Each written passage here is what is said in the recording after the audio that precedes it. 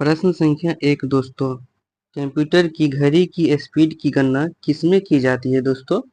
तो ये आपका हो जाएगा ऑप्शन नंबर ए, बीट में। प्रश्न संख्या 2 दोस्तों आपके बीच ये रहा।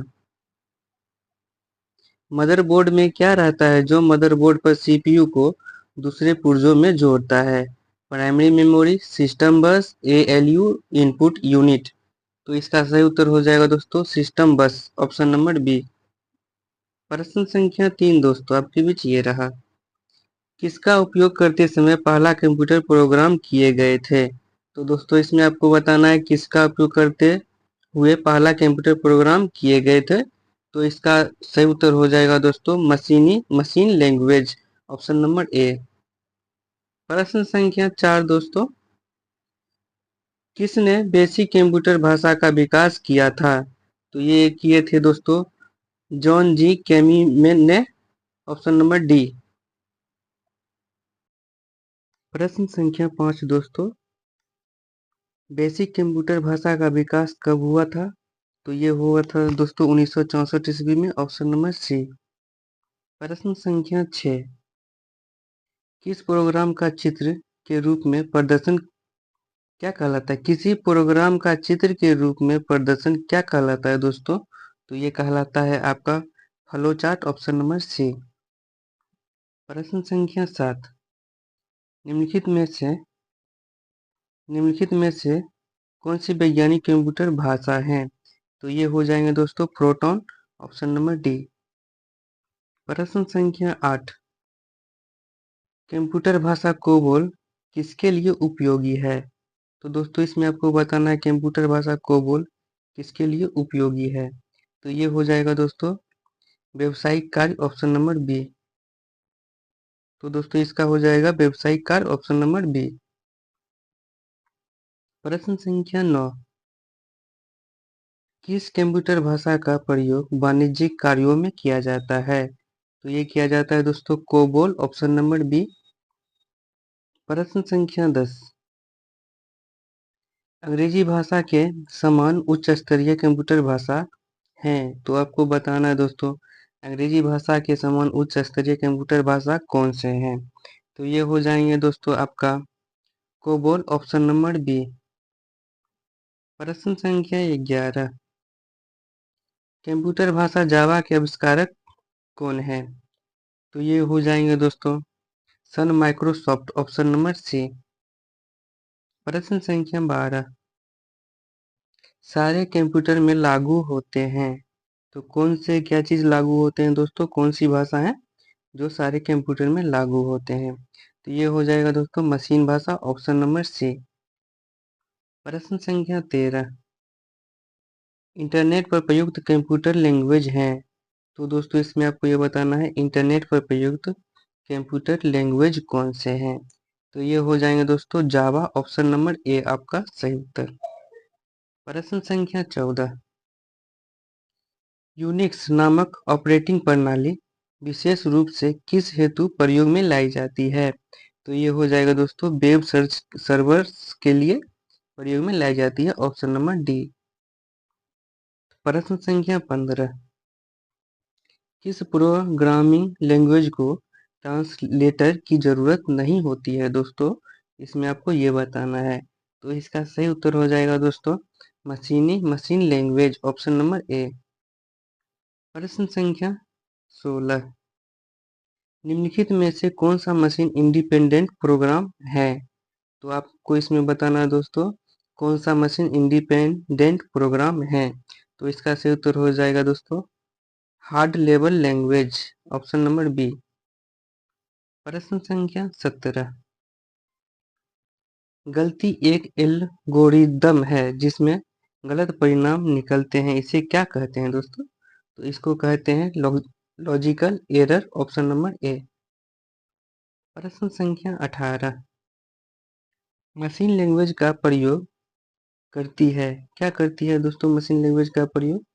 तो ये हो जाएगा दोस्तों numeric code, option number B. प्रश्न संख्या 19, कंप्यूटर डाटा स्टोर और गणनाएं करने के लिए नंबर सिस्टम का प्रयोग करते हैं? तो ये करते हैं दोस्तों binary number system, option number C. प्रश्न संख्या 20, निम्नलिखित में से स्टोरेज का सबसे बड़ा यूनिट कौन सा है दोस्तों? तो इसमें आपको बताना है स्टोरेज का सबसे बड़ा यूनिट कौन सा है। तो ये हो जाएगा दोस्तों आपका TB, option number B, terabyte हो गया। प्रश्न संख्या 21, बीट किसका लघु रूप है? तो ये हो जाएगा दोस्तों बाइनरी डिजिट का, ऑप्शन नंबर सी। प्रश्न संख्या 22, एक बाइट कितने विकल्प होते हैं? तो दोस्तों इसमें आपको बताना है एक बाइट से कितने विकल्प होते हैं। तो इसका हो जाएगा दोस्तों 8, ऑप्शन नंबर सी। प्रश्न संख्या 23, कंप्यूटर मेमोरी की सबसे छोटी इकाई क्या कहलाती है? तो ये कहलाती है दोस्तों बीट, ऑप्शन नंबर ए। प्रश्न संख्या 24, कितना बाइट मिलकर 1 किलोबाइट बनता है? तो दोस्तों इसमें आपको बताना है कितना बाइट मिलकर 1 किलोबाइट बनता है। तो इसका सही उत्तर हो जाएगा 1024, ऑप्शन नंबर बी। प्रश्न संख्या 25, बाइनरी नंबर प्रणाली में कितने अंक होते हैं दोस्तों? तो इसमें होते हैं 2, ऑप्शन नंबर सी। प्रश्न संख्या 26, अक्षरों तथा चिन्हों को बाइटों में स्टोर करने की विधि को क्या कहते हैं दोस्तों? तो ये कहते हैं आप coding system, option number D. प्रश्न संख्या 27, कंप्यूटर में किसी शब्द की लंबाई किसमें मापते हैं? तो ये मापते हैं बीट में, ऑप्शन नंबर बी। प्रश्न संख्या 28, लॉजिक गेट क्या है दोस्तों? तो लॉजिक गेट हो गया आपका एक प्रकार का सर्किट है, ऑप्शन नंबर सी। प्रश्न संख्या 29, कंप्यूटर पर इंफॉर्मेशन किस रूप में स्टोर किया जाता है? तो ये किया जाता है दोस्तों digital data, option number A. Digital data के रूप में स्टोर किया जाता है। प्रश्न संख्या 30, कौन सा एक प्रोग्राम है जिसमें कंप्यूटर का उपयोग करना आसान हो जाता है? तो इसका हो जाएगा दोस्तों यूटिलिटी, ऑप्शन नंबर डी। प्रश्न संख्या 31, प्रोग्राम में त्रुटि जिससे गलत या अनुपयुक्त परिणाम उत्पन्न होते हैं उसे क्या कहते हैं? तो इसका हो जाएगा दोस्तों बग, ऑप्शन नंबर बी।